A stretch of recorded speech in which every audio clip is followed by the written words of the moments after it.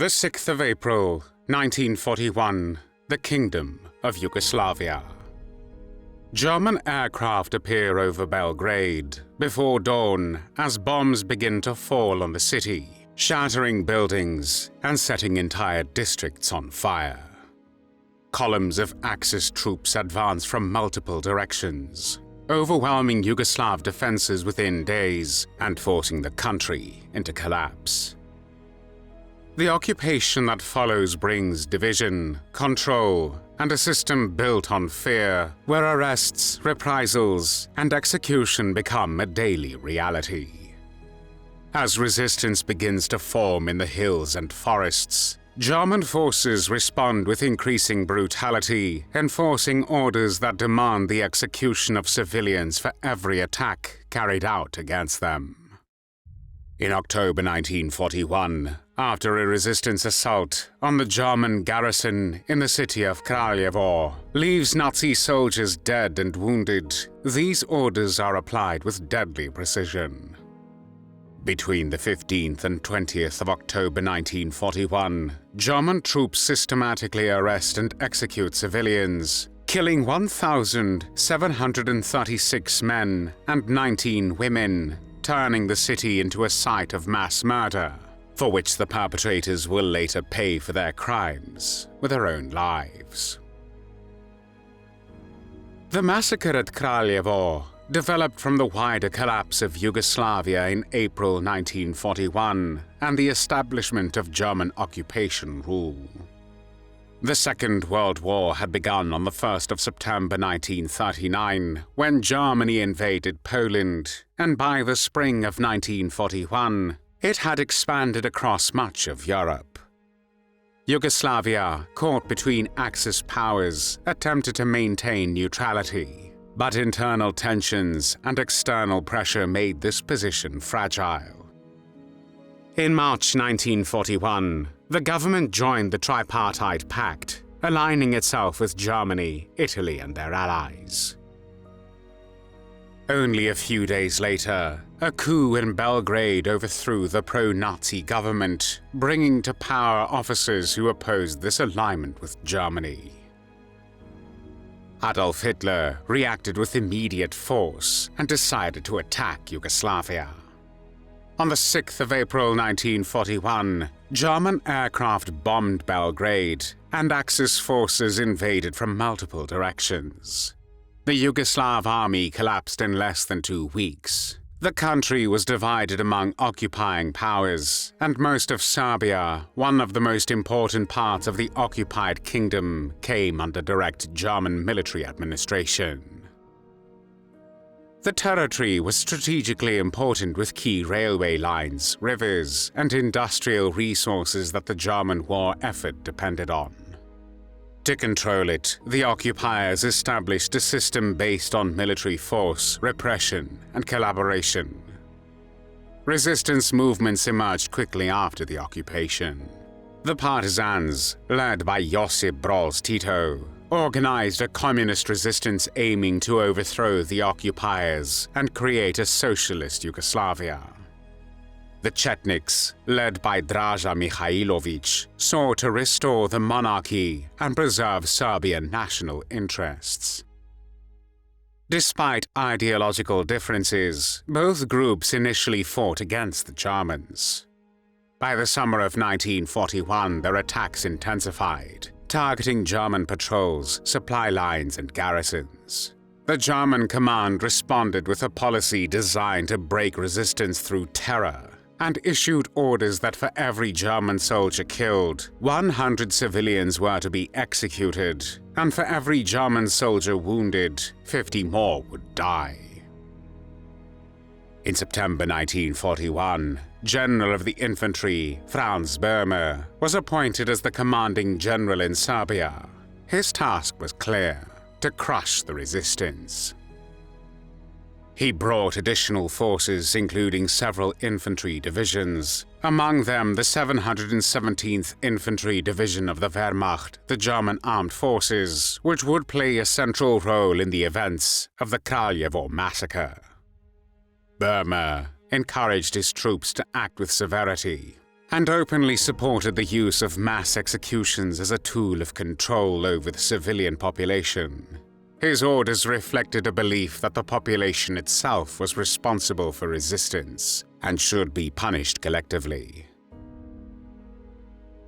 Kraljevo was an important location within the German occupation system, a relatively small city of only around 15,000 inhabitants. Situated about 150 kilometers south of Belgrade, it lay on a key transport route and hosted German military units. In mid-October 1941, Partisan and Chetnik forces surrounded the city in what became known as the Siege of Kraljevo. The German garrison, numbering around 2,200 soldiers, came under sustained attack. During the fighting, 10 German soldiers were killed and 14 wounded. The German revenge was swift and brutal. The garrison commander declared that not only will 100 Serbs be shot for each German, but their families and property will also be destroyed. For the German command, these losses immediately triggered the reprisal policy. The first phase of the killings began with the arrest and execution of approximately 300 civilians. German reports described them as communists, nationalists, Democrats, and Jews, categories that covered a wide range of the population. These men were shot without trial, marking the beginning of a larger operation against the civilian population. In the days that followed, the scale of the arrests increased dramatically. In Kraljevo and surrounding villages, German soldiers moved from house to house, and all males between the ages of 14 and 60 were taken. The arrested men were transported to a temporary detention center established in a rolling stock factory. Inside the factory, the process was organized with bureaucratic precision. Documents were checked, names written down, and the men were held under guard as the numbers grew. Once the detention center was filled, groups of 100 prisoners were selected. They were marched under armed escort to sites where mass graves had been prepared in advance. There, they were lined up and executed with heavy machine guns. After each execution, German soldiers inspected the bodies. Those who still showed signs of life were killed with a single bullet to the head. When one group had been killed, the soldiers returned to the factory and selected the next group. The same procedure was repeated again and again. The rhythm of the massacre was mechanical: arrest, registration, transport, execution. Each step followed the previous one without interruption. The killings continued for several days, between the 17th and 20th of October, 1941.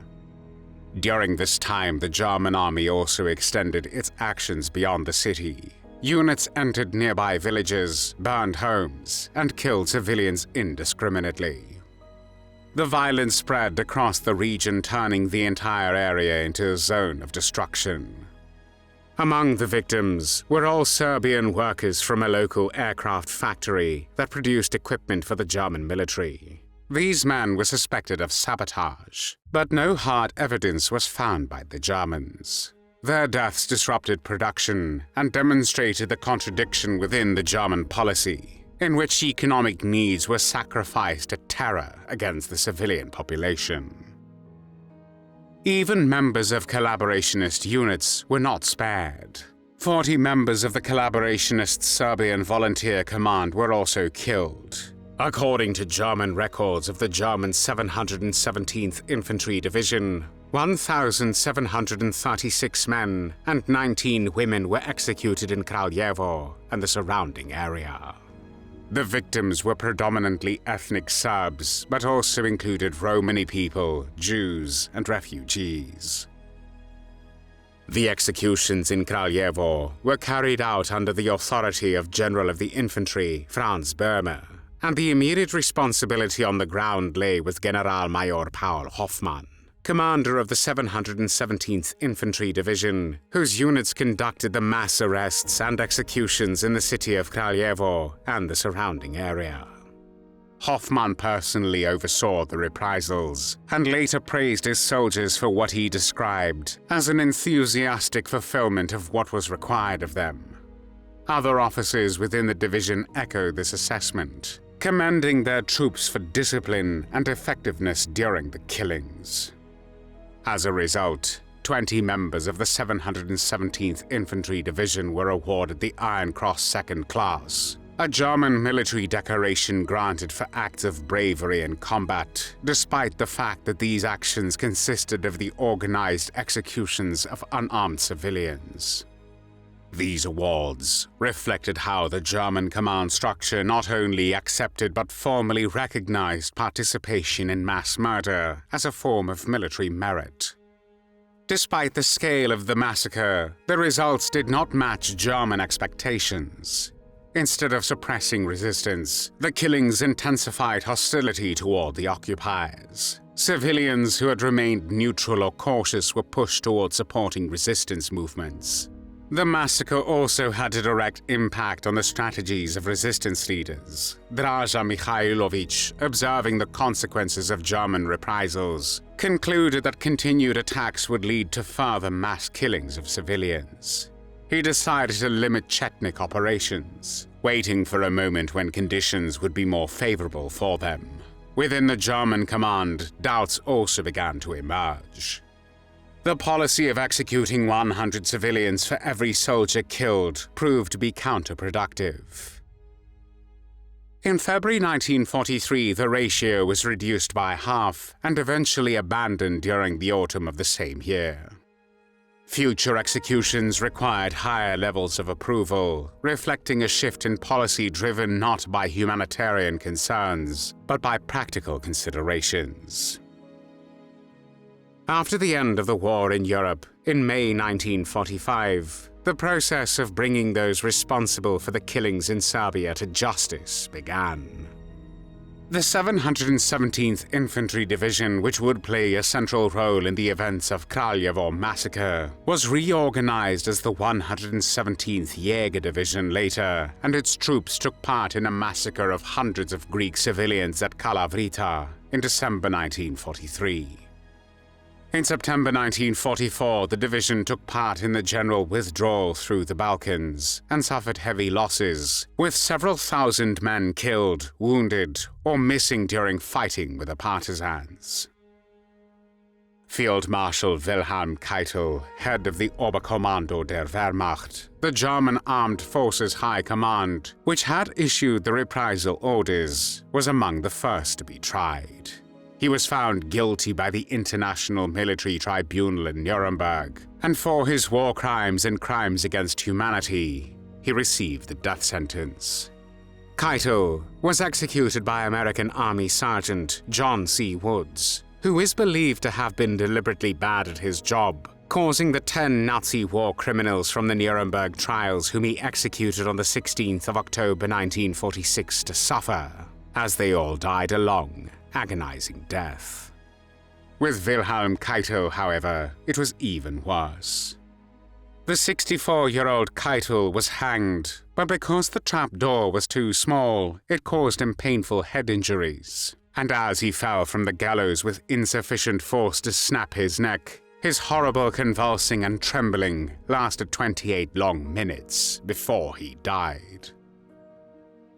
Franz Böhme, who had commanded the German forces in Serbia and directly enforced the reprisal policy that led to massacres such as Kraljevo, was captured by Allied forces but did not stand trial.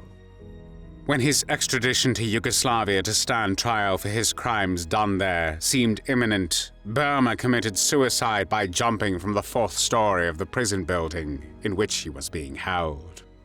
That same year, proceedings continued against other senior commanders. Field Marshal Wilhelm List, responsible for German operations in Southeast Europe, was tried during the subsequent Nuremberg trials, a series of military tribunals organized after the main trial to prosecute additional war criminals. In 1948, he was found guilty for his role in hostage executions in Serbia and sentenced to life imprisonment, though he was released in 1953 due to ill health. The massacre at Kraljevo revealed the logic of occupation in its most direct form.